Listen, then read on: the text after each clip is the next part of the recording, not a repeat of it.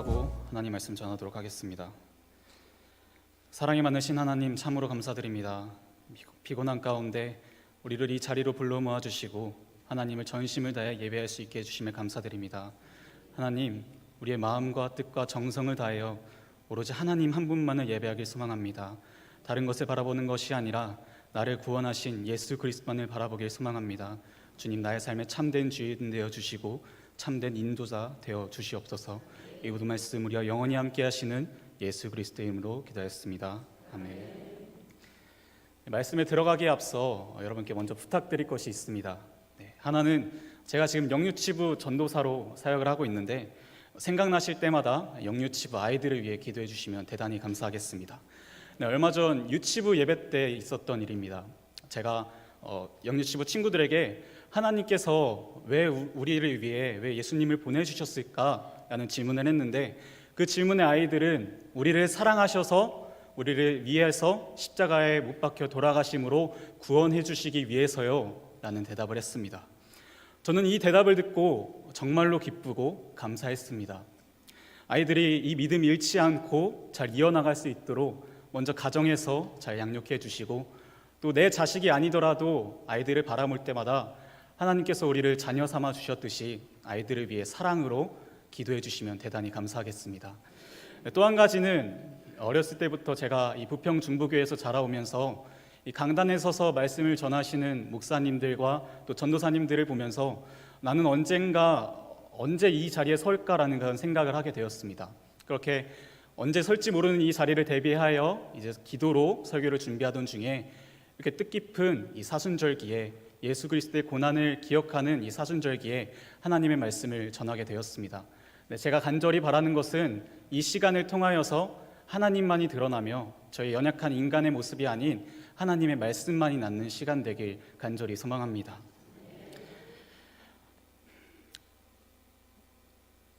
여러분에게 질문 하나 드리고 싶습니다. 우리가 사랑해야 할 때는 언제일까요? 이 질문을 기억하시면서 오늘 말씀을 들어주시길 바랍니다. 예수님께서는 평상시처럼 거리에 앉아 사람들을 가르치고 계셨습니다. 그런데 잠시 후 이 서기관들과 바리새인들이 간음하다가 현장에서 잡힌 여자를 예수님께로 끌고 옵니다. 그리고 그 여자를 사람들 가운데 세워놓고 예수님께 말합니다. 선생이여, 이 여자가 간음을 하다가 현장에서 잡혔습니다. 모세는 율법에 이런 여자를 돌로 치라고 기록하고 있습니다. 그런데 선생님은 뭐라고 하시겠습니까? 그들이 이렇게 질문한 의도는 예수님을 시험하여 고발할 구실을 찾으려는 것이었습니다.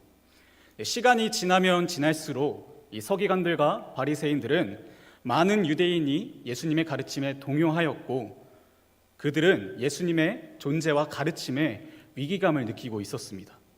어떻게 해서든지 그 예수님을 덫에 걸리게 하여 그를 잡고 싶어 했던 것입니다. 바로 앞에 나와 있는 이 7장 40에서 52절 말씀을 보면 유대인들 사이에서 예수님에 대한 논쟁을 합니다. 그 논쟁은 예수라는 사람이 어떠한 사람인가에 대한 논쟁입니다. 어떤 사람은 선지자라고 하는 사람도 있고 어떤 사람은 메시아라고도 하는 사람이 있습니다. 어쨌든 그들에게 있어 예수님은 예수님의 행하신 기적 행위나 말씀하시는 것을 듣고 지금껏 보지 못했던 사람이며 그 말씀에 능력이 있는 분이라는 것도 알 수 있습니다. 이에 유대 종교 지도자들은 위기감을 느꼈고 예수님을 잡아서 이 예수라는 사람이 메시아가 아니다라는 것을 증명해 보이려고 합니다. 기회를 기다리던 그들에게 좋은 건수가 생겼는데 그것은 다름 아닌 간음하다 현장에서 잡힌 여인이었습니다.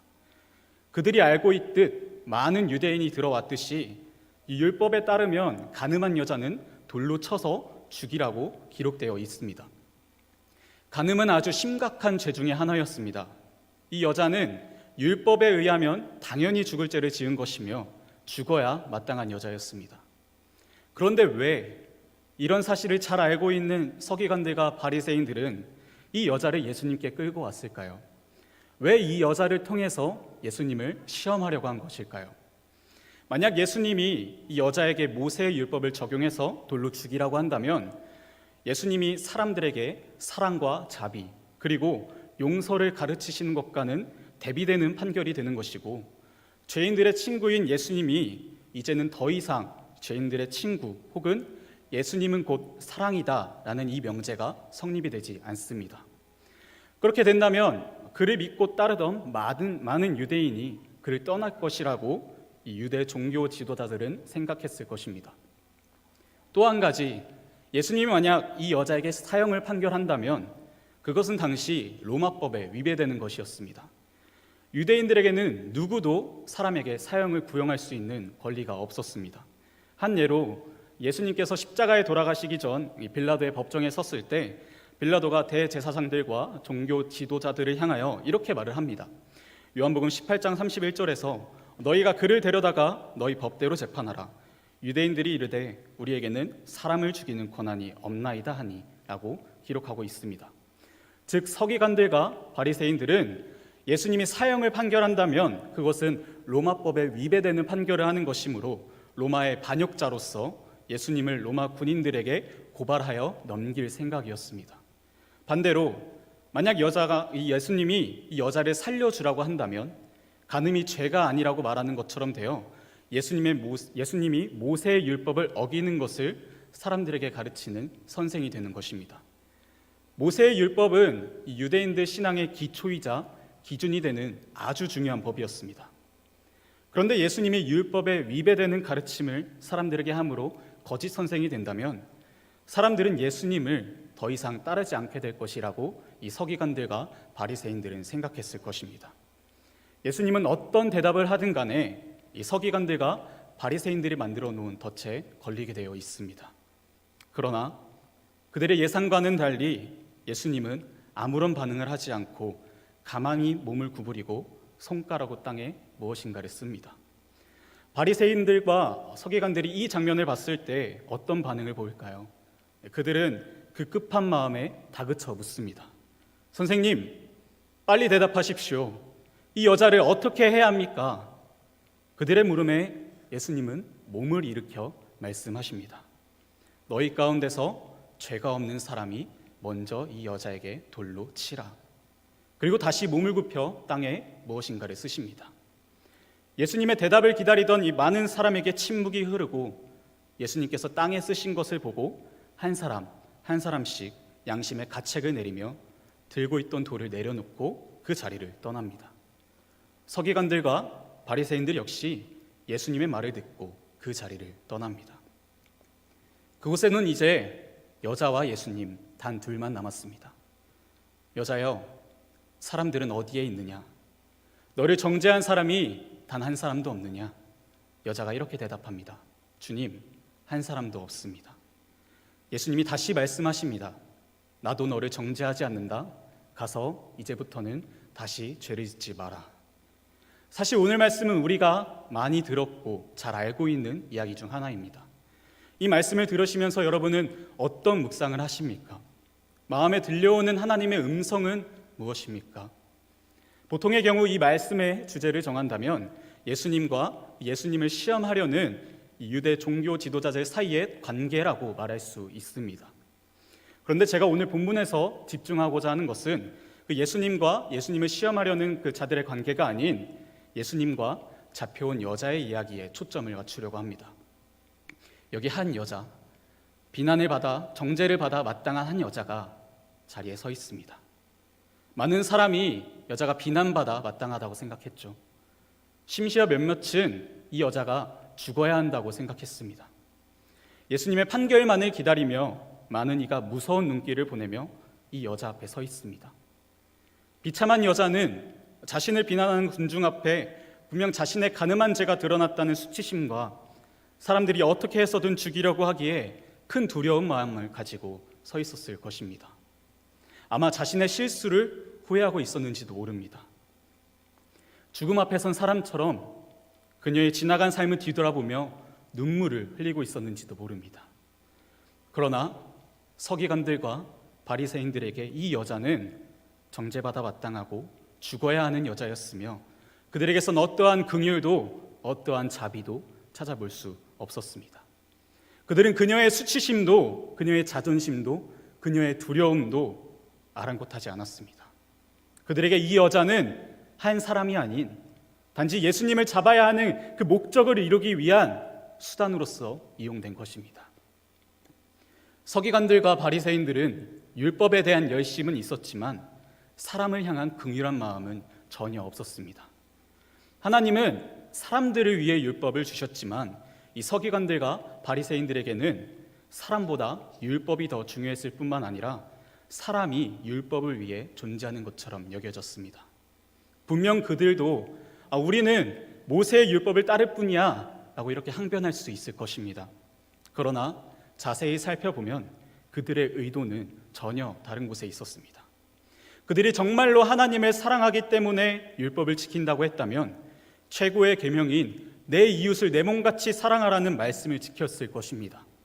그러나 서기관들과 바리새인들이 보였던 태도는 가늠한 여자를 멸시하고 억압하며 사람으로 취급하는 것이 아닌 예수님을 잡기 위한 도구로서 여겼다는 것입니다. 그러나 이 여자를 바라보는 예수님의 태도는 전혀 다릅니다. 빠른 대답을 재촉하는 서기관들과 바리새인들과는 다르게 서두르지 않으십니다. 분명 하나님께서 모세를 통해 주신 율법을 어겼고 누가 봐도 정죄받아 마땅하며 누가 봐도 비난받아 마땅한 이 여자를 향한 예수님의 마음에는 성급함이 없으십니다. 이 여자를 율법에 따라 죽어야 한다고 말씀하시지 않으며 용서해야 한다고도 서둘러 말씀하시지도 않습니다. 예수님은 잠시 침묵하십니다. 그리고 기다리십니다. 바리새인들과 서기관들은 이 여자를 정죄하기 원했지만 예수님은 이 여자를 용서하기 원하셨습니다. 바리새인들이 잔인할 정도로 이 여자를 이용했다면 예수님은 긍휼한 마음으로 이 여자를 감싸주셨습니다. 그리고 대답하십니다.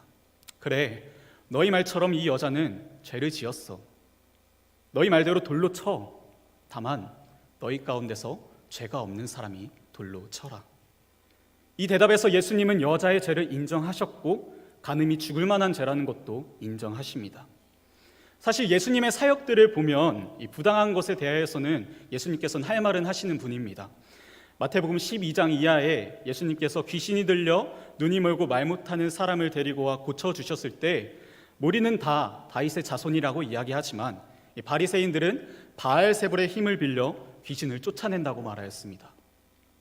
그러한 바리새인들을 향하여 예수님은 독사의 자식이라고 말씀하셨고 마태복음 23장 이하에 겉으로는 아름답게 보이려고 하나 속은 죽은 사람의 뼈와 같이 더러운 것으로 가득한 이 외식하는 서기관들과 바리새인들을 향하여 회칠한 무덤이라고 말씀하시면서 호통을 치셨습니다. 그리고 예수님은 성전에서 장사하는 자들의 상을 뒤엎으신 분입니다. 따라서 죄를 지은 것이 명백해 보이는 이 여자에게 예수님은 신랄한 말씀을 하시는 게 온당해 보입니다. 그러나 예수님은 오히려 잘못한 것을 잘못했다고 말하는 서기관들과 바리새인들의 말에 반박하시고 그녀를 향한 긍휼한 마음을 나타내십니다. 예수님께서 보여주신 행동과 대답은 이 서기관들과 바리새인들이 만든 덫에서 벗어나시고 죽음의 순간에 있던 가늠한 여자를 건져내셨습니다. 그리고 사람들에게 다른 사람을 정죄하고 심판할 권리는 없다는 것과 우리가 가져야 할 마음은 긍휼한 마음, 자비로운 마음으로 서로를 사랑하라는 것을 상기시켜 주셨습니다. 긍휼한 마음, 이 자비로운 마음을 갖는다는 것은 누군가 나에게 잘못했거나 실수했을 때 그 사람의 잘못을 쉽게 용서하거나 그 잘못이 아무것도 아니라는 것을 말하지 않습니다. 그의 잘못은 있지만 그 안에 있는 하나님의 형상, 하나님이 주신 소중한 생명을 발견하는 것이고 그 사람을 사랑하기로 택한 것입니다. 더 나아가 상대방에게 다른 선택을 할 수 있도록 격려하고 초대하는 것입니다. 예수님이 여자에게 말씀하셨죠. 나도 너를 정죄하지 않는다. 가서 이제부터는 죄를 짓지 말아라. 저는 예수님의 말씀을 이렇게 생각했습니다. 내가 죄를 지었으나 나는 너를 용서한단다. 그러나 중요한 것은 내가 다시는 죄를 짓지 않도록 해야 한다. 너의 과거의 삶의 모습이 아니라 지금부터는 다른 삶을 선택해야 한다. 이 여자를 향한 예수님의 긍휼은 단지 그녀를 정죄하지 않는다는 선포에 있지 않고 다시 죄를 짓지 말라는 초대와 도전에 있습니다. 예수님의 긍휼은 그녀를 속박하는 데 있지 않습니다. 그녀가 선택할 수 있는 자유를 줍니다. 예수님의 용서를 받아들일 것인지 아닌지를 말입니다. 하나님께서는 우리가 죄를 짓는 그 순간 우리를 향하신 그분의 사랑의 마음, 안타까운 마음, 긍휼히 여기는 마음으로 용서를 선택하십니다. 그러나 온전한 용서가 이루어지는 것은 우리가 그분의 초대에 응할 때입니다. 그 초대는 죄가 아닌 예수 그리스도와 함께 새 삶을 선택하라는 도전입니다. 바리새인과 서기관들처럼 이 사람을 단지 외형만을 보고 또한 그 사람을 어떠한 수단이나 목적으로 여기는 것은 그 사람을 지으신 하나님을 멸시하는 행위입니다. 잠언 17장 5절에서도 가난한 자를 조롱하는 자는 그를 지으신 주를 멸시하는 자요라고 기록하고 있습니다. 우리가 가난한 자를 비단 물질적으로 가난한 사람으로 치부하는 것이 아니라 소외당하고 멸시받고 핍박받는 자들이라고 의미를 확장시켜 생각해 본다면 오늘 말씀에 등장하는 한 여인도 마찬가지입니다. 예수님께서 그 여자의 죄를 판단하기에 급급하기보다는 그 여자 안에서 죄로 손상된 하나님의 형상을 보고 보듬어 주셨듯이 우리도 어떠한 상황에서도 그 사람의 안에 숨겨진 하나님의 형상을 발견할 수 있어야 하는 것입니다. 제가 드렸던 질문 기억하시나요? 우리가 사랑해야 할 때는 언제입니까? 그 질문의 대답을 오늘 말씀에 근거해 보면 우리가 사랑해야 할 때는 사랑받을 만한 합당한 사람들이 좌절하고 두려움에 떨고 세상으로부터 고통받고 있을 때라는 사실입니다. 그 사람들이 내 가족이 될 수도 있고요, 내 옆에 있는 성도님들이 될 수도 있고요, 내 친구가 될 수 있고 또 내 이웃이 될 수도 있습니다. 우리가 해야 할 것은 예수 그리스도를 따르는 자로서 주님의 마음을 품고 예수 그리스도께서 가늠한 여자를 사랑으로 감싸주셨듯이 우리도 다른 이들의 죄와 허물을 드러내려고 하는 것이 아니라 긍휼한 마음으로 사랑해야 합니다. 더 나아가서 예수님께서 우리를 사랑의 자리로 초대하셨듯이 우리 역시 사랑해야 할 때를 기억하며 하나님을 사랑하고 내 주위에 있는 아파하고 소외받고 멸시당하는 자들을 주님의 마음으로 사랑할 수 있는 저와 여러분이 되길 간절히 기도하겠습니다. 기도하겠습니다. 사랑해 주님 참으로 감사드립니다. 주님께서는 우리에게 말씀하셨습니다. 하나님을 사랑하고 이웃을 사랑하라. 주님, 이것을 행하는 것이 어려울 때가 너무나도 많습니다. 우리가 정말로 하나님을 믿고 따르는 자로서 예수 그리스도의 참된 제자로서 살아갈 때 주님께서 우리에게 말씀해 주신 그 계명을 지켜 행할 수 있도록 인도하여 주시옵소서. 우리 주위에 소외받고 멸시당하는 많은 자들이 있습니다. 그 사람을 무시하는 것이 아니라 하나님께서 우리를 사랑하시고 감싸 주셨듯이 우리도 그 자들을 감싸 안고 하나님의 자리로, 이 초대의 자리로 이끌어서 하나님을 예배하고 하나님의 진심을 다해 찬양할 수 있도록 인도하여 주시옵소서. 이 모든 말씀 우리와 영원히 함께 하시는 예수 그리스도의 이름으로 기도합니다.